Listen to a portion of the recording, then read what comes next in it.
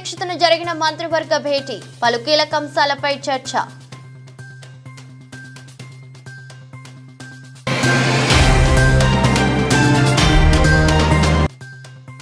నేడు టీడీపీ సభ్యత్వ నమోదు క్యాంపెయిన్ ప్రారంభం.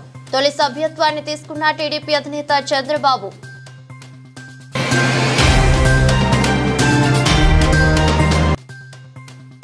రైలు ప్రయాణికులకు గుడ్ న్యూస్. శంషాబాద్ నుంచి రైలులో విశాఖకు 4 గంటల్లోనే ఖరారైన కొత్త రైల్వే మార్గం.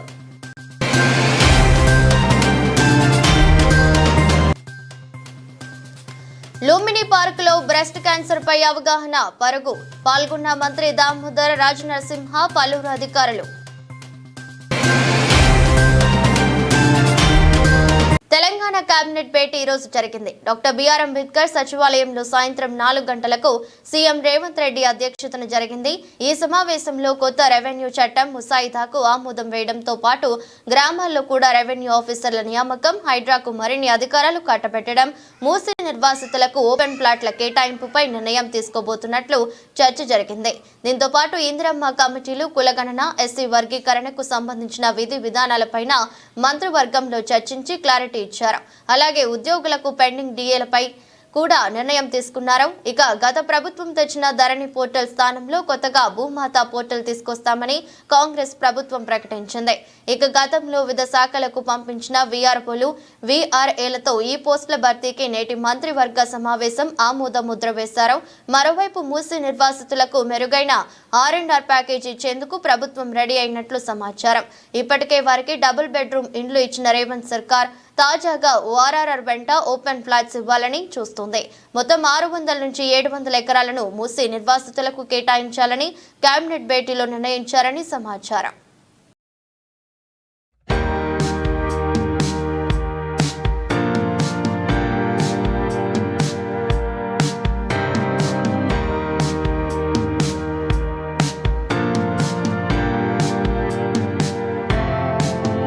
టీడీపీ సభ్యత్వ నమోదు క్యాంపెయిన్ ప్రారంభమైంది. తొలి సభ్యత్వాన్ని టీడీపీ అధినేత ముఖ్యమంత్రి నారా చంద్రబాబు నాయుడు తీసుకోవడంతో సభ్యత్వ నమోదు కార్యక్రమానికి శ్రీకారం చుట్టారు.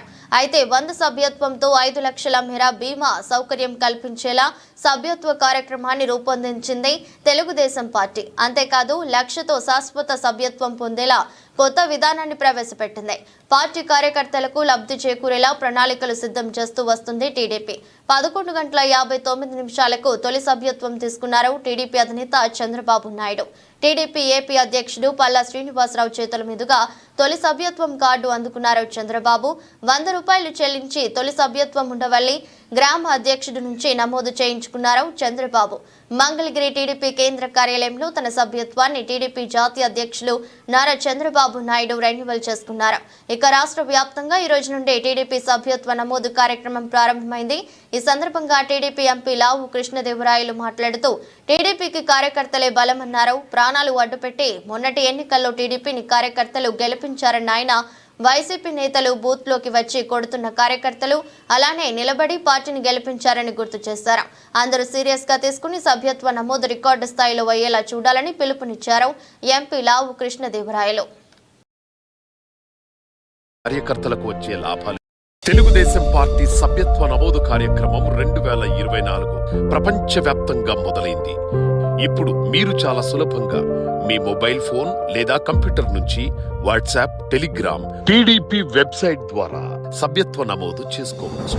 తెలుగుదేశం పార్టీ సభ్యత్వం ఎందుకు తీసుకోవాలి? పార్టీ కార్యకర్తలకు వచ్చే లాభాలేంటో ఇప్పుడు తెలుసుకుందాం. ప్రతి కార్యకర్తకు గతంలో 2 లక్షల రూపాయల ప్రమాద బీమా ఉండేది. ఇప్పుడు పార్టీ జాతీయ అధ్యక్షులు శ్రీ నారా చంద్రబాబు నాయుడు గారు బీమాను 5 లక్షలకు పెంచారు. కార్యకర్తల కుటుంబాలకు విద్య, వైద్య, ఉపాధి కోసం పార్టీ సంక్షేమ విభాగం ఎల్లప్పుడూ అండగా ఉంటుంది. ఇప్పటి వరకు చూస్తే తెలుగుదేశం పార్టీ సంక్షేమ విభాగం ద్వారా 120 కోట్ల మేర ప్రమాద బీమా అందించారు. కార్యకర్తల కుటుంబాల్లోని 1672 మంది విద్యార్థుల చదువుకు సుమారు 2,35,00,000 ఆర్థిక సహాయం అందించారు. విదేశాలలో ఇప్పటికే చదువుతున్న విద్యార్థులకు, చదవాలనుకునే వారికి కూడా కలిపి సుమారు 180 మందికి అవసరమైన సహాయ సహకారాలు అందజేశారు. పార్టీ స్కిల్ డెవలప్మెంట్, ఎంపవర్మెంట్ విభాగం ద్వారా 2437 మందికి వివిధ సంస్థల్లో ఉద్యోగ ఉపాధి అవకాశాలు కల్పించారు. ఎన్ఆర్ఐ టీడీపీ విభాగం ద్వారా 2000 మందికి శిక్షణ ఇచ్చి వారిలో 850 మందికి రాష్ట్రంలో ఉద్యోగాలిప్పించారు. మరో 200 మందికి విదేశాల్లో ఉద్యోగాలిప్పించారు. ఇలా కేవలం ₹100 సభ్యత్వ రుసుము చెల్లించి పార్టీ సభ్యత్వం తీసుకుంటే కార్యకర్తలకే కాదు, వారి కుటుంబాలకు కూడా పార్టీ అన్ని విధాలా అండగా ఉంటుంది. కార్యకర్తల కోసం ఇంతగా ఆలోచించే పార్టీ దేశంలో తెలుగుదేశం పార్టీ మాత్రమే. మరింకెందుకు ఆలస్యం? వెంటనే తెలుగుదేశం పార్టీ సభ్యత్వాన్ని తీసుకోండి. నా పార్టీ తెలుగుదేశం అని గర్వంగా చెప్పండి. అంతేకాదు, 4 దశాబ్దాలుగా తెలుగువారి అభ్యున్నతి కోసం నిరంతరంగా కృషి చేస్తోన్న తెలుగుదేశం పార్టీని అనుక్షణం కంటికి రెప్పలా అండగా నిలుస్తున్నారు కార్యకర్తలు. అటువంటి కార్యకర్తల సంక్షేమం కోసం మరిన్ని కార్యక్రమాలు చేపట్టడానికి మీ సాయం కోరుతోంది తెలుగుదేశం పార్టీ. పార్టీ సభ్యత్వాన్ని తీసుకునే సమయంలో ₹100 సభ్యత్వ రుసుముతో పాటు మీకు తోచిన మొత్తంగా విరాళాన్ని అందించండి. స్వచ్ఛందంగా పారదర్శకంగా జరిగే ఈ కార్యక్రమంలో మీరు అందించిన విరాళానికి రసీదును పొందడం మర్చిపోవద్దు. పార్టీ అధ్యక్షులు శ్రీ లావు కృష్ణదేవరాయలు గారు, అలాగే పొలిట్ బ్యూరో సభ్యుల్ని వేదిక మీదకి ఆహ్వానిస్తున్నా. ముందుగా స్వర్గీయ నందమూరి తారక రామారావు గారి విగ్రహాన్ని మన ప్రియతమ నేత పుష్పాలంకరణ చేస్తారు. హైదరాబాద్ లోని శంషాబాద్ విశాఖపట్నం మధ్య సెమీ హై స్పీడ్ రైలు కారిడార్ అలైన్మెంట్ ఖరారైంది. ఇది పూర్తయితే శంషాబాద్ నుంచి విశాఖపట్నానికి కేవలం 4 గంటల్లోనే చేరుకోవచ్చు. ప్రస్తుతం ఈ 2 నగరాల మధ్య ప్రయాణానికి 12 గంటల సమయం పడుతుండగా వందే భారత్ రైలు 8 గంటల 30 నిమిషాల సమయం తీసుకుంటుంది. సికింద్రాబాద్ నుంచి విశాఖకు ప్రస్తుతం వరంగల్, ఖమ్మం, విజయవాడ మార్గంతో పాటు నల్గొండ, గుంటూరు, విజయవాడ మార్గాలు అందుబాటులో ఉన్నాయి. ఇప్పుడు ఈ ప్రతిపాదిత లైను 3వది. ఈ మార్గంలో రైలు గంటకు 220 కిలోమీటర్ల వేగంతో ప్రయాణిస్తాయి. 12 స్టేషన్లు ఉంటాయి. తెలుగు రాష్ట్రాల్లో ఇదే తొలి సెమీ హై స్పీడ్ కారిడార్ కానుంది. విశాఖపట్నం నుంచి విజయవాడ, సూర్యాపేట మీదుగా కర్నూలుకు మరో కారిడార్ నిర్మిస్తారు. ఇది విశాఖ నుంచి ప్రారంభమై సూర్యాపేట, నల్గొండ, కల్వకుర్తి, నాగర్ కర్నూలు మీదుగా కర్నూలు చేరుకుంటుంది. ఈ మార్గంలో మొత్తం 8 రైల్వే స్టేషన్లుంటాయి. ఈ మార్గం ద్వారా తెలంగాణలో ఇప్పటి వరకు రైలు అన్నదే తెలియని అనేక ప్రాంతాలకు రైలు సదుపాయం, అది కూడా సెమీ హై స్పీడ్ కారిడార్ అందుబాటులోకి రానుంది. ఇందుకు సంబంధించిన ప్రిలిమినరీ ఇంజనీరింగ్, ట్రాఫిక్ సర్వే తుది దశకు చేరుకుంది. నవంబర్లో రైల్వే బోర్డుకు ఈ నివేదికను సమర్పిస్తారు.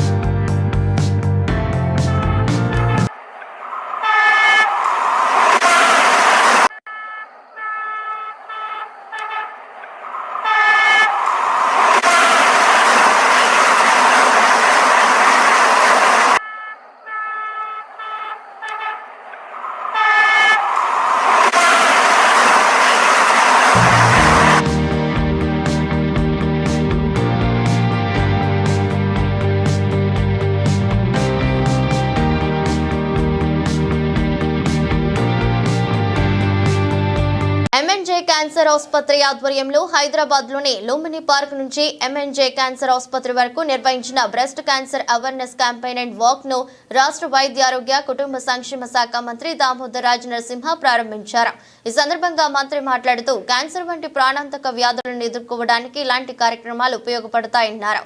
నాన్ కమ్యూనికబుల్ డిసీజ్లు అన్నిటిలో కెల్లా క్యాన్సర్ అత్యంత ప్రమాదకరం. క్రమశిక్షణ లేని జీవన విధానం సహా అనేక కారణాలు ఈ వ్యాధి ప్రబలడానికి కారణమవుతున్నాయని ఆయన చెప్పుకొచ్చారు. ఇండియాలో ఏటా 14 నుంచి 15 లక్షల కేసులు నమోదవుతుంటే తెలంగాణలో 50 నుంచి 60 వేల కేసులు నమోదవుతున్నాయని, క్యాన్సర్ గురించి అవగాహన లేకపోవడం వల్ల ఎంతో మంది ప్రాణాలు కోల్పోతున్నారని వైద్యారోగ్య శాఖ మంత్రి దామోదర్ రాజ్ నరసింహ తెలిపారు.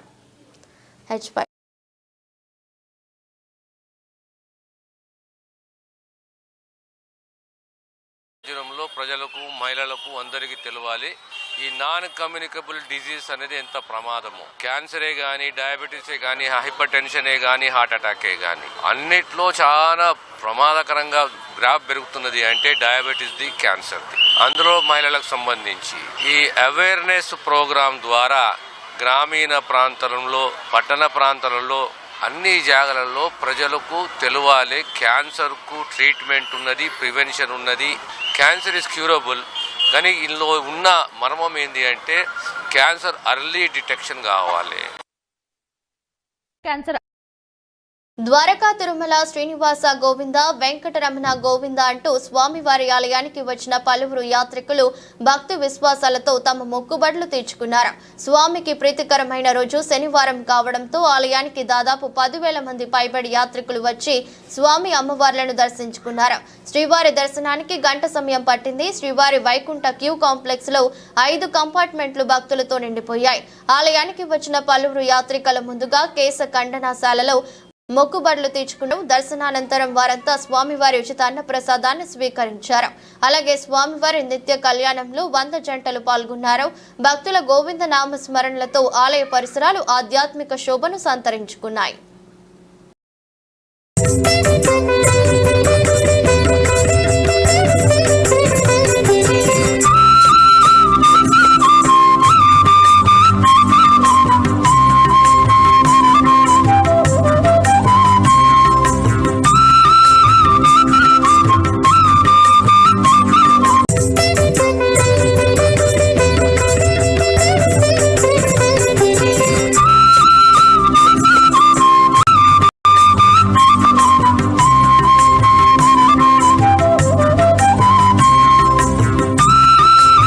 వైసీపీ అధినేత మాజీ సీఎం వైఎస్ జగన్, ఆయన సోదరి కాంగ్రెస్ పార్టీ అధ్యక్షురాలు వైఎస్ షర్మిలకు మధ్య ఆస్తుల వివాదం హాట్ టాపిక్ గా ఉంది. వైఎస్ఆర్ కుటుంబ ఆస్తుల పంపిణీ అంశానికి సంబంధించి విమర్శలు, ప్రతి విమర్శలతో మాటల యుద్ధం జరుగుతుండటం చర్చనీయాంశంగా మారింది. ఈ తరుణంలో మరో ఆసక్తికర పరిణామం చోటు చేసుకుంది. పల్నాడు జిల్లా దాచేపల్లి, మాచివరం మండలాల్లో సరస్వతి పవర్ సంస్థకు చెందిన 1,515.93 ఎకరాల్లో ప్రకృతి సంపద, వాగులు, వంకలు, కొండ భూములు ఉన్నాయనే వార్తలు వెలుగులోకి రావడం జరిగింది. దీంతో అటవీ పర్యావరణ శాఖ మంత్రిగా ఉన్న డిప్యూటీ సీఎం పవన్ కళ్యాణ్ దీనిపై స్పందించారు. సరస్వతి పవర్ సంస్థకు చెందిన భూముల్లో ఎంత విస్తీర్ణంలో అటవీ భూములు ఉన్నాయనే దానిపై వివరాలతో నివేదిక ఇవ్వాలని అటవీ శాఖ అధికారులను పల్నాడు జిల్లా యంత్రాంగాన్ని డిప్యూటీ సీఎం పవన్ కళ్యాణ్ ఆదేశించారు. ఈ అంశంపై అధికారులతో ఆదేశించారు. పవన్ చర్చించారు. ఈ సంస్థకు చెందిన భూముల్లో ప్రభుత్వ భూములు, జలవనరులు, అటవీ భూములు ఏ మేరకు ఉన్నాయో సమగ్రంగా పరిశీలించాల్సిన అవసరం ఉందని అధికారులకు పవన్ స్పష్టం చేశారు. ఆ సంస్థ భూముల్లో వాగులు, వంకలు, కొండలు ఉన్నందున పర్యావరణ అనుమతులు ఏ విధంగా పొందారో కూడా తెలియజేయాలని పీసీబీని పవన్ ఆదేశించారు. ఈ అంశంపై అటవీ, రెవెన్యూ, ఏసీబీ ఉన్నతాధికారులతో త్వరలో డిప్యూటీ సీఎం సమీక్షించనున్నట్లు వార్తలు వెలువడుతున్నాయి.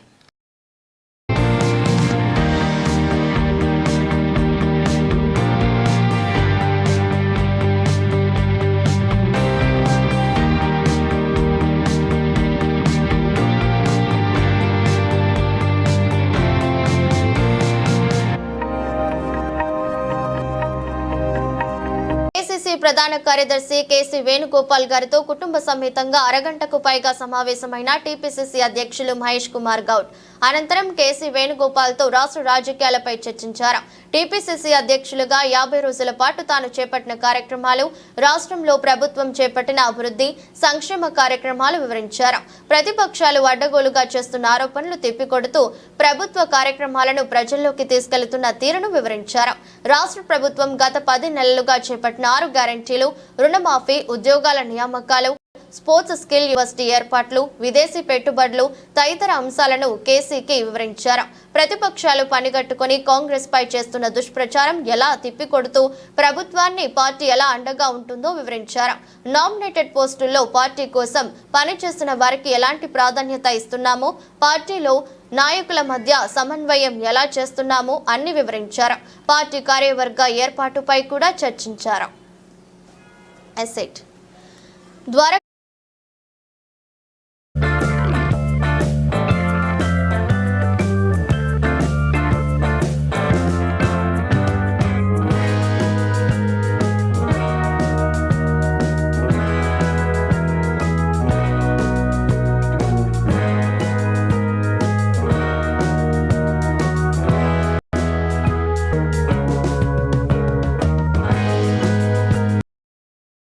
మహాత్మా జ్యోతిబా ఫులే ప్రజాభవన్లో నిర్వహించిన ప్రజావాణి కార్యక్రమంలో మొత్తం 509 దరఖాస్తులు అందాయి.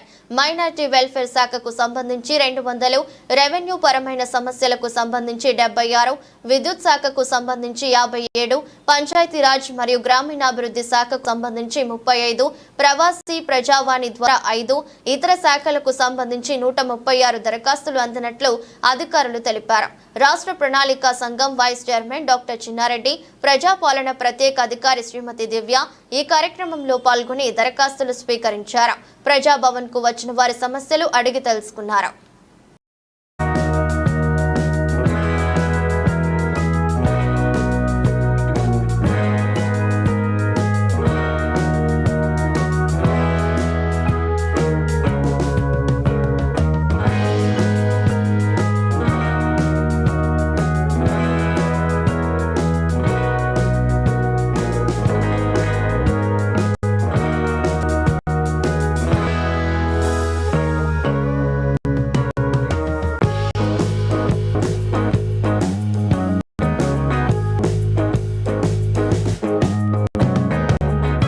విజయనగరం జిల్లా గంట్యాడ మండలం జగ్గాపురం గ్రామంలో తెలుగుదేశం సభ్యత్వ నమోదు కార్యక్రమాన్ని ప్రారంభించిన రాష్ట్ర మంత్రి కొండపల్లి శ్రీనివాస్ గజపతి నగరం నియోజకవర్గంలో మొట్టమొదటిసారిగా 1,00,000 చెల్లించి టీడీపీ శాశ్వత సభ్యత్వం పొందిన మంత్రి జిల్లా పార్టీ అధ్యక్షుడు కిమిడి నాగార్జున చేతుల మీదుగా శాశ్వత సభ్యత్వం తీసుకున్న మంత్రి శ్రీనివాస్ తెలుగుదేశం పార్టీ సభ్యత్వం తీసుకోండి, సమాజంలో రాజకీయాలలో గౌరవప్రదమైన స్థానం పొందాలని పిలుపు, యువత మహిళలు పెద్ద ఎత్తున పార్టీ సభ్యత్వం తీసుకోవాలని పిలుపునిచ్చిన మంత్రి పెద్ద చిన్న తేడా లేకుండా ప్రతి ఒక్కరూ పార్టీ సభ్యత్వం తీసుకోవాలని సూచన. సభ్యత్వ నమోదు కార్యక్రమంలో భాగంగా జరిగిన సభలో పాల్గొన్న జిల్లా మండల పార్టీ అధ్యక్షులు, ముఖ్య నాయకులు, కార్యకర్తలు.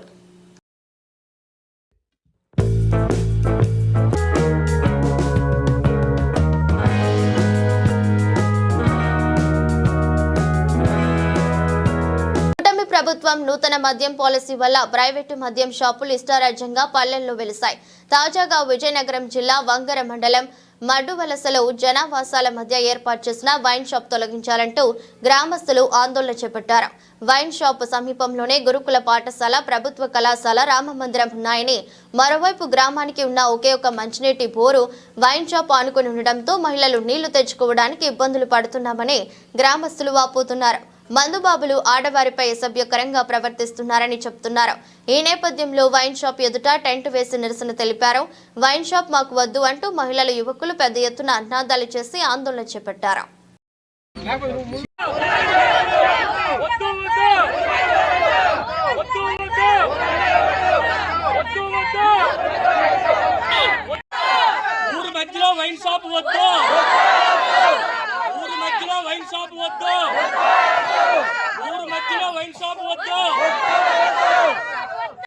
ఆగండి, మీరు చెప్పకండి. మండలం మడ్డువలస గ్రామంలో నూతనంగా మద్యం షాపు వచ్చినందున మా ఊర్లో కాలేజీలు ఉన్నాయి, మంచినీటి బోర్ ఉంది. ఇటుపక్క 10 మీటర్ దూరంలో 650 మంది పిల్లలు ఉన్న లేడీస్ హాస్టల్ ఉంది. ఇటుపక్క 450 మంది ఉన్న కో ఎడ్యుకేషన్ జీజే కాలేజ్ ఉంది. ఈ షాపుకు ఆనుకొని ఉన్న రామాలయం ఉంది. ఊరు మధ్యలో మా 300 ఇల్లులు, మా గ్రామానికి ఒకే నీటి బోరింగ్. దానికి అందరూ అక్కడికే వస్తారు. మాకు ఈ తాగుబోతుల వల్ల ప్రతి ఆడవాళ్ళకి చాలా ఇబ్బందికరంగా ఉంది. దయచేసి మేము ప్రభుత్వానికి వ్యతిరేకమైతే కాదు, మీ నిబంధనల ప్రకారం మేము ఖచ్చితంగా పాటిస్తాం. కానీ ఈ గ్రామంలో ఈ వైన్ షాప్ లేకుండా ఎక్కడికైనా వేరే దగ్గరికి తరలించాలని మా గ్రామస్తులు మా విజ్ఞప్తి. కాలేజీ ఉంది, చుట్టుపక్కన గురుకుల పాఠశాల హాస్టల్ ఉంది, ఇక్కడ బ్రిడ్జి పక్కన రామాలయం ఉంది, ఊరు మధ్యలో వైన్ షాప్ ఉంది. ఉండడానికి వీలు లేదు. వాళ్ళకి ఎక్కడైనా నచ్చితే పెట్టుకోమను, ఊరు మధ్యలోనైతే వద్దు. మంచినీళ్ళు బోర్ ఉంది. నైట్ పూట కూడా ఇక్కడికి రావడానికి కొంచెం భయం వేస్తుంది మంచినీళ్ళు తెచ్చుకోవడానికి. అందుకే మరి ఇంకేటి కాదు, ఈ ఒక్క సహాయం చేస్తే మాకు చాలు.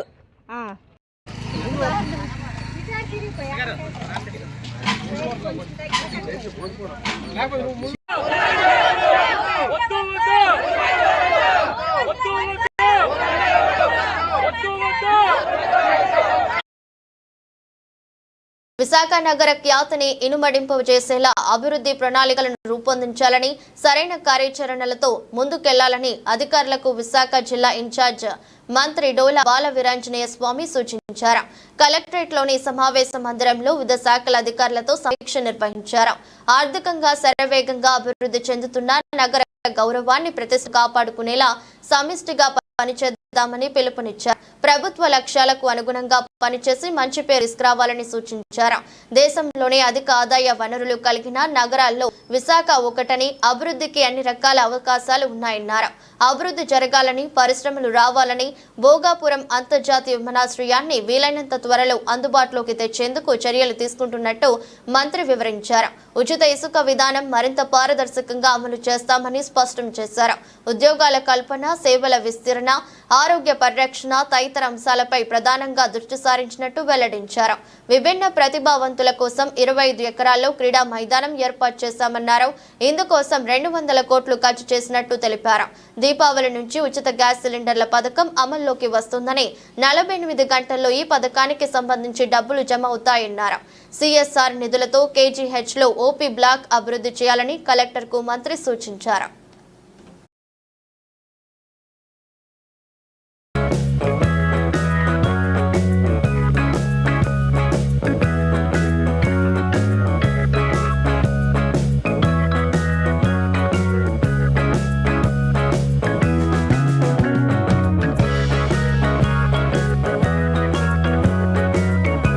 అందరికీ నమస్కారం అండి. మళ్ళీ ఒకసారి ఈరోజు పరిచయ కార్యక్రమంలాగా తీసుకున్నాం. డిఆర్సీ కాకుండా అప్పుడు కూడాను 2 గంటలకు ఉన్నాం, సుమారుగా 3.5 గంటల పైన కూర్చున్నాం. మీ అందరికీ కూడా ముందుగా ధన్యవాదాలు తెలియజేస్తాను. రెండోది, మా ప్రభుత్వం ఎంప్లాయీ ఫ్రెండ్లీగా వెళ్తూ ఉంది. ఒకసారి చూసుకుంటే గత 5 సంవత్సరాల్లో ఉద్యోగులు పడే కష్టాలు, బాధలు చూస్తే 1వ తేదీ 15వ తేదీగా మీరు షిఫ్ట్ చేసుకున్న పరిస్థితులు. ఈరోజు ఎన్ని ఇబ్బందులు ఉన్నప్పటికీ కూడాను 1వ తేదీ జీతాలు ఇస్తున్నాం, 1వ తేదీన రిటైర్డ్ ఎంప్లాయీ పెన్షన్లు ఇస్తున్నాం. అంతేకాకుండా మీకు రావాల్సినటువంటి సరెండర్ లీవ్స్ వీటి విషయాల్లో కూడా చొరవ తీసుకున్నాం.